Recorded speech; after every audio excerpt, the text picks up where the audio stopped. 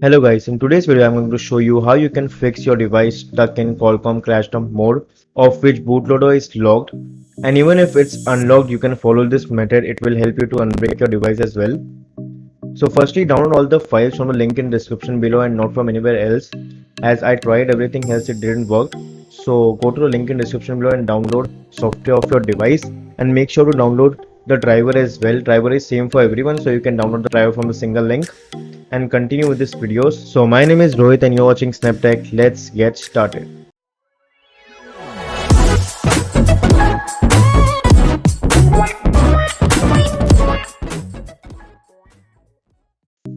So once everything is done, come back to your PC, open search and type in CMD, right click and run as administrator, click on yes and type in this command you will see in below the screen and press enter. After that you have to restart your computer.